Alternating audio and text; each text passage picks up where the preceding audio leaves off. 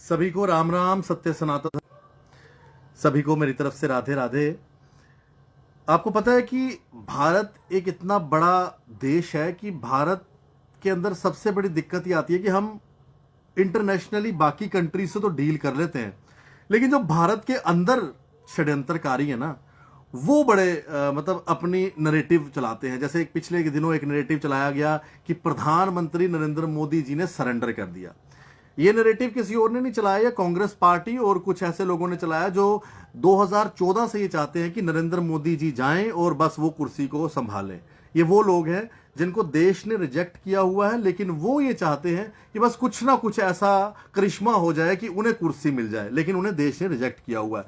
फिलहाल इस चीज के ऊपर एक आज बड़ी खबर ये है कि जो भारत के फॉरेन सेक्रेटरी हैं विक्रम मिस्री जी, आज उन्होंने सभी मीडिया, सभी टेलीविजन सेट, सभी चीजों के सामने ये बात कह दी है कि डोनाल्ड ट्रंप के साथ प्रधानमंत्री नरेंद्र मोदी जी की कोई टेलीफोन पे बात नहीं हुई थी इंडिया और पाकिस्तान की जब वॉर हो रही थी।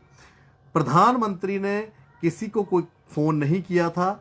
हाँ, यूएस की तरफ से फोन जरूर आया था, लेकिन एक चीज और है कि प्रधानमंत्री ने कभी ये नहीं कहा कि हमारी कोई जो मीडियोकर कोई बनेगा और आपसी बातचीत करवाने के लिए कोई बीच में आए। ये भारत ने सरासर नकारा है। भारत ने ये एक्सेप्ट ही नहीं किया कि कोई हमारी जो है बीच में कोई बिचौलिया बने और इस चीज को जो है हल करवाए। ये भारत ने साफ क्लियर कर दिया है, जिसके ऊपर आज फॉरेन सेक्रेटरी विक्रम मिस्री जी ने ये बात सामने रखी है। और इसके साथ साथ मैं आपको सरल भाषा में बता दूं कि जो एक गैंग है, जो एक ग्रुप है, जो नरेंद्र सरेंडर करके इस तरह का नैरेटिव चला रहा था, उनको एक कड़ा जवाब आज विक्रम मिस्री जी ने दिया है। उन्होंने ये स्पष्ट कर दिया है कि प्रधानमंत्री नरेंद्र मोदी का कोई फोन कॉल नहीं गया था यूएस प्रेसिडेंट डोनाल्ड ट्रंप के पास, और ट्रंप को ये साफ साफ मुंह पे कह दिया है कि उसने ये बात झूठ कही थी। ये झूठी बात कही थी यूएस के प्रेसिडेंट ने अपने ट्विटर के माध्यम से। साथ ही में प्रधानमंत्री साथ ही में जो विक्रम मिस्री जी है, उन्होंने ये भी कहा है कि ऑपरेशन सिंदूर पर उन्होंने किसी से कोई बात नहीं की थी। हाँ, एक यूएस के डिप्टी वेस हैं, उन्होंने फोन कॉल जरूर किया था जब भारत ने पाकिस्तान के ऊपर एक बहुत बड़ा हमला किया था, जब पाकिस्तान को पूरी तरह से हिला के रख दिया था, जब वहां के एयरबेस सारे के सारे उड़ा दिए थे। उस समय यूएस से जरूर फोन आया था, और साथ में ट्रेड की इसमें कोई बात नहीं हुई है। जो यूएस के प्रेसिडेंट बार बार कहते हैं कि हम ट्रेड की बात कर रहे हैं, ट्रेड की इसमें कोई बात नहीं हुई है। साथ ही में उन्होंने कहा है कि हम अपनी शर्तों पे बात करेंगे, उसके लिए हमें किसी को बीच में बिचौलिया बनाने की जरूरत नहीं है। और बिल्कुल क्लियर शब्दों में मैं कह दूं, नरेंद्र सरेंडर की कहानी सुनाने वाले जो हैं उनके लिए ये एक बड़ी बुरी खबर है।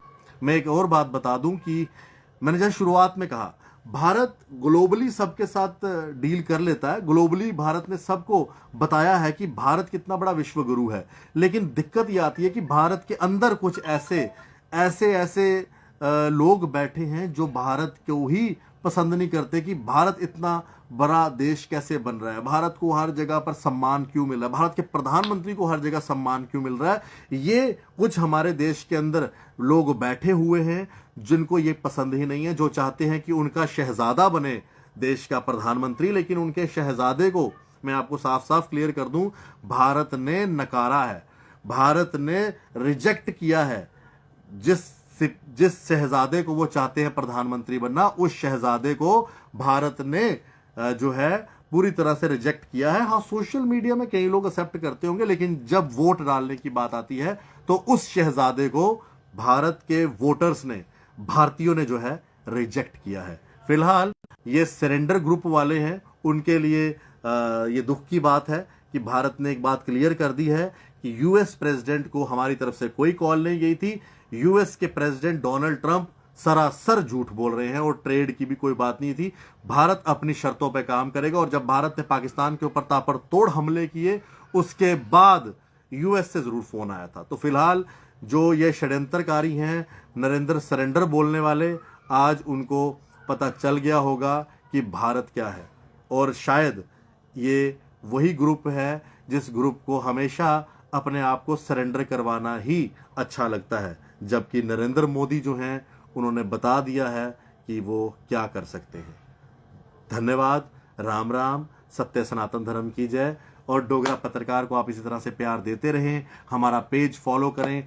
मैं आपको बता दूं, डोगरा पत्रकार की जो वेबसाइट है वो भी एक्टिवली चल रही है। आप dograpatrakar.com गूगल पे सर्च करेंगे तो हमारी वेबसाइट भी आपको मिल जाएगी। जो लोग कंटेंट पढ़ना चाहते हैं उनके लिए हमारी टीम काम कर रही है और आपको कंटेंट भी मिलेगा जिसके ऊपर हम लगातार दिन रात काम कर रहे हैं।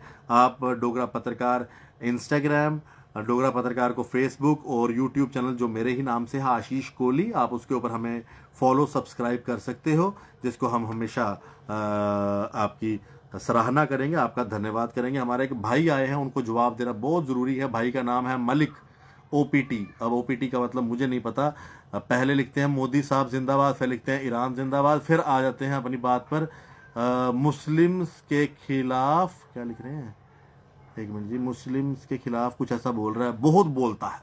भाई मैंने कब बोला?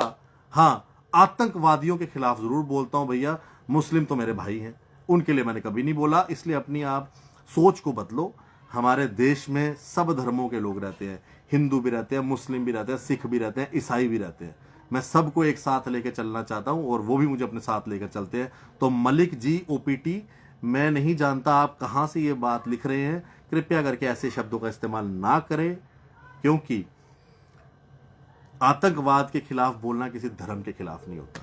धन्यवाद। राम राम। बाकी आपकी सोच है, आपकी अपनी सोच है, आपकी सोच को मैं चेंज नहीं कर सकता, उसके लिए आपको किसी अच्छे डॉक्टर को मिलना पड़ेगा। धन्यवाद। हाँ, डॉक्टर के पास अपॉइंटमेंट जरूर दिलवा सकता हूं, वो आप मुझे याद कीजिएगा। सभी को राम राम। सत्य सनातन धर्म की जय। राधे राधे।